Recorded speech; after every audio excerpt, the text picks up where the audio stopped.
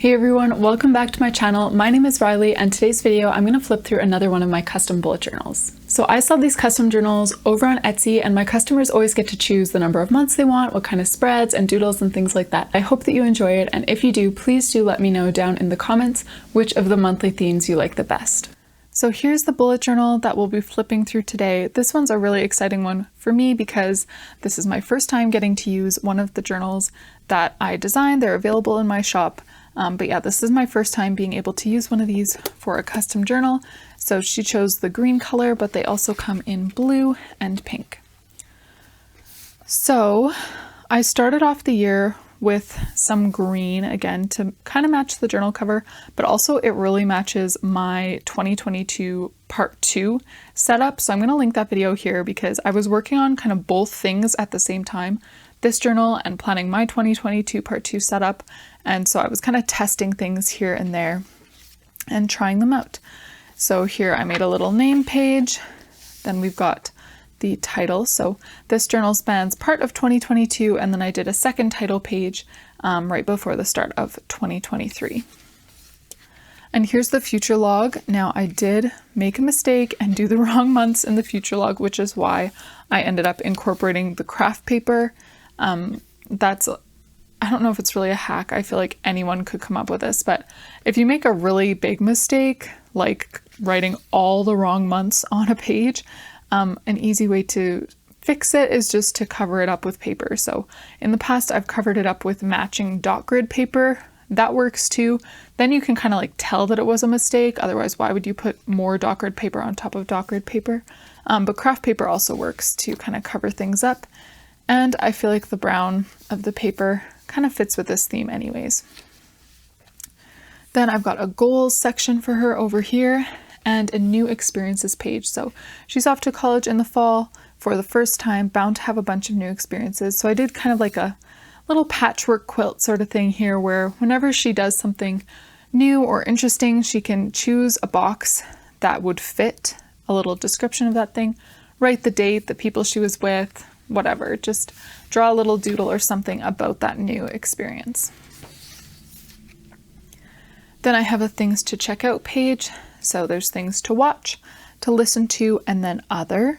And then over here is a bookshelf where she can write in the books that she wants to read and then just color them in once she's actually read them. And the last yearly spread here is a monthly highlights page. So this journal, like I mentioned, only spans 10 months. However, it's kind of awkward fitting like 5 months to each page. So I decided to just include all 12 months of the year for monthly highlights, starting in July, since she'll hopefully receive her bullet journal partway through July, and then ending next June, even though the journal actually only goes from August until May.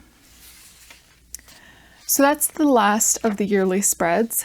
Then we get into the first month, which is August, and this is when she leaves for ASU. So the theme is this little road trip theme incorporating colors from her university.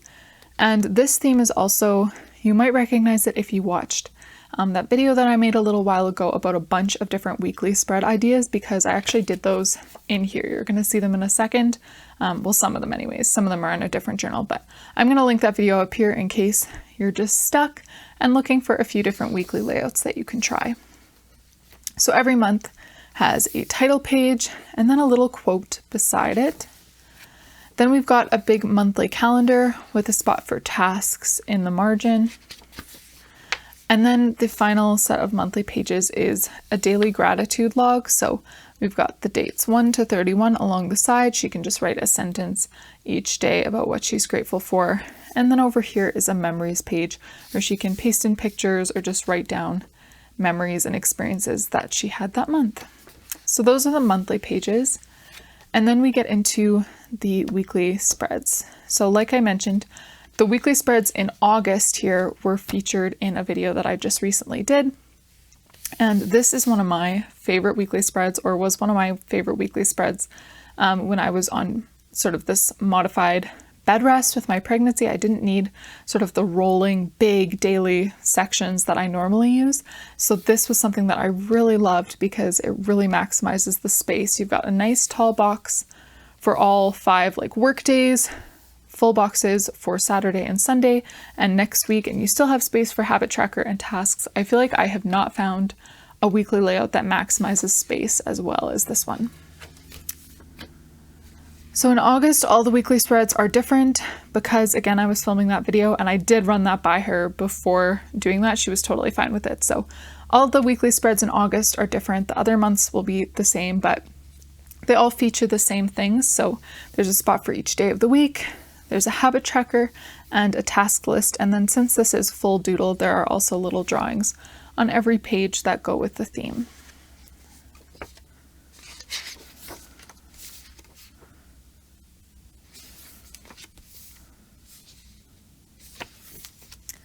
Then we get to September, and I really love these little just desert scenery themes. I've done a few of them in the past, but this is one of my favorites. So we've got our little desert theme and then a quote over here, calendar with the task list. Then we've got our gratitude log and memories, and then we get into the weekly spreads. So the first weekly spread that I used in August is used all throughout September. So we've still got our task list and our habits box, and then a little cactus doodle in every corner. Moving on to October, we've got a Polaroid theme. So I used these really soft blue Tombow markers and did a little quote here. And this month I used a lot of like white gel pen on black marker, which is something that I've really been loving lately.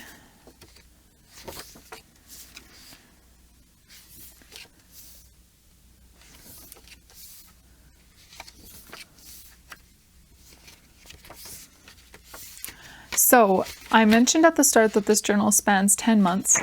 It does, but it's actually only like a 6-month journal purchased from me. So she wanted to spread the 6 months out over a span of 10 months, and she's going to fill in the empty months. So for November here, I left my little notes in the corner. So I just do chicken scratch when I write this down, but it says Nov title. Then we've got Nov events. I drew the calendar for her. Nov mem for memories, and then we've got all the weekly pages mapped out, the dates that are going to have to fit on that page. And so she's going to fill in the months of November and December, and then I picked up again in January, starting off with a 2022 year in review. So there's a spot for highlights. It's the first half of this journal, things that she learned, things she accomplished, and then here we've got 2023 part 1 coming up. So for January, I did kind of a combination of things that I've done in the past.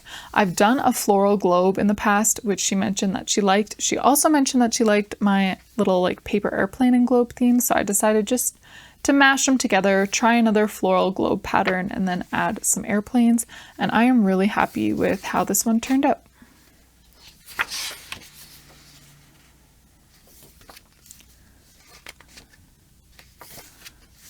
And again, our weekly spreads. This is a weekly spread that I do a lot in custom bullet journals that I really like.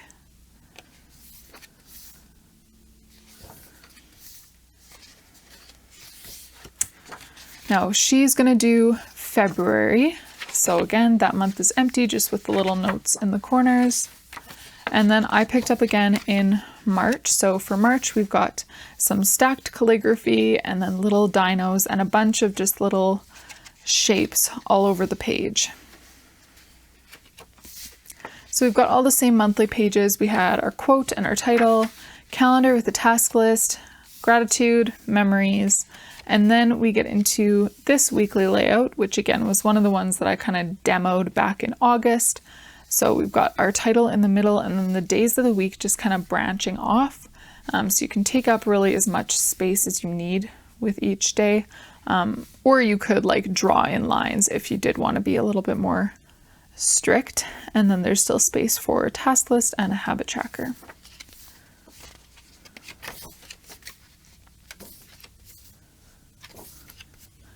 And the final month that I did in this journal is April. There is also space for May back here, but she's going to fill that one in herself. So for April, we've got this little sea turtles theme with this fun like bubble font.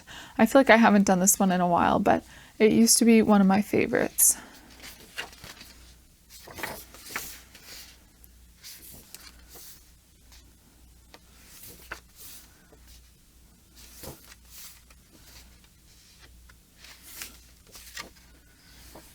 And again, that brings us to the end of what I did in this journal. There is space for her to fill in all of May, and that will perfectly fill up this 160-page journal for the next school year.